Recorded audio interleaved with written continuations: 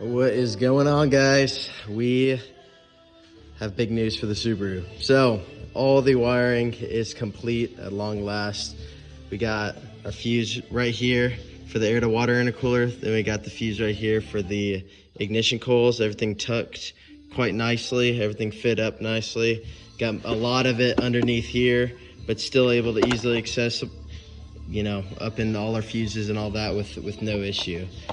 So that's nice. What I ended up doing, so you can kind of see the two relays right here.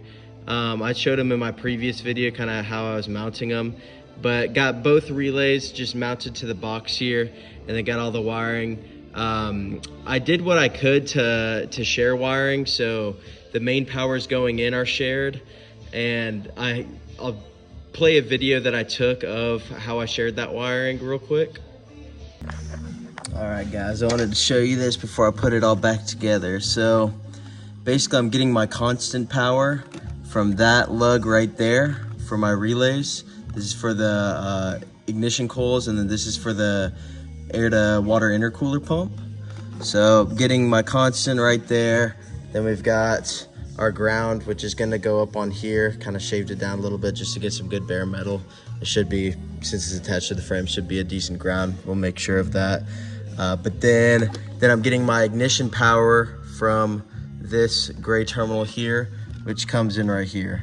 Which, like I said, this is ignition power. So tapped in 2 times off of that for both of my relays. This one's going to the ignition, and then this one's going to the air to water intercooler. This wire is gonna be my power outs from the relay, and I think I'm just gonna run my own harness down through here into the pump, which is right there. So yeah. But with that, I ended up having to put my ground wire right here because this wasn't a good ground, I guess. It's just connected to the unibody or something, so maybe it didn't provide ground, but figured it didn't look too bad right here. If I need to, I'll change it in the future, but it doesn't look too tacky or anything like that right here, because I hate seeing a bunch of wires coming from the positive or negative. That just looks ugly. Luckily right here, all we've got is the wire going to the fuse box and then the wire going to the starter. So nothing gross looking there. Only thing is right here, but it is what it is. And then I'll show y'all down here our wiring. So I ended up just splicing this wire, and I took the ground from the original harness because it's a constant ground, and then ran my wire from my relay and put my own connector in. And once again, these are those DTM2s. I think these are 16 to 18 gauge, which I was able to shove 14 gauge into here. So that's nice and waterproof. Everything should be good there. I may end up wrapping this up just to really make sure it's secure, but that's the pump right there. Funny enough, it was not plugged in whenever I took it apart. So I'm kind of curious, maybe whenever I worked on it forever ago, I unplugged it at some point and never plugged it back in. So I'm sure there'll be a big power gain there just with that running at all times. But anywho, checked everything out before I put it all back together. We were getting power into here, power into here. Messed up a little bit at first for some reason, but just had to switch some wires around, so it was no biggie. But everything looks pretty clean. Got the washer fluid bottle back in and cleaned her up just to make her look nice. But everything looks really clean. I'm very happy with how it turned out. Like I said, you can see all my wiring going to here, all here, like I showed in the previous video. But last thing we're waiting on is that turbo core.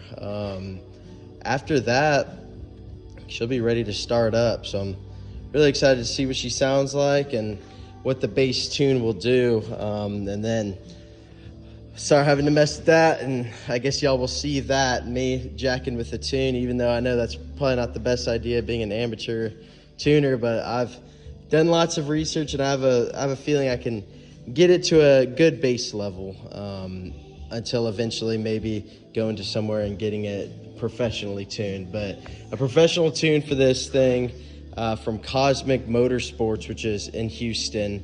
They deal directly with Subarus and Evos. So they have an all-wheel drive dyno, and they do also link ECU tuning. It runs about $1,800, which I am not excited to pay whatsoever. I think that's pretty outrageous, but if we got to do it, we got to do it. Don't want this thing to blow up or anything like that. But once again, very happy with how everything turned out. Glad I've been blessed to have the time and patience to really put heart and soul into this thing, because you know, you want to do it right the first time, of course, and luckily I've gained a skill set to where I feel like I can make things look pretty good and make it efficient, you know what I'm saying? So anywho, if you guys have any questions or anything about anything I didn't touch on, please let me know. Once again, thank you, Aaron, for telling me where this thing is, and luckily it was easy enough to wire up, and luckily there was a hole right down in there. I don't think you can really see, you kind of see the wire right there where my shadow is, but there's a hole right there to run that wire through, so I didn't have to go around here and go down. I just was able to drop it straight down and make it look really nice and neat. Besides that, once again, if y'all got any questions, please let me know. There's a lot, but I think we got a pretty comprehensive on what all went into this thing to get her all wired up for the link ECU. So we'll see what she does once I get that turbo core in, and we'll start her up next video most likely. But thank you guys for watching. Hope y'all have a blessed evening. Get serious with your faith, like I always say, guys. Thank y'all for watching.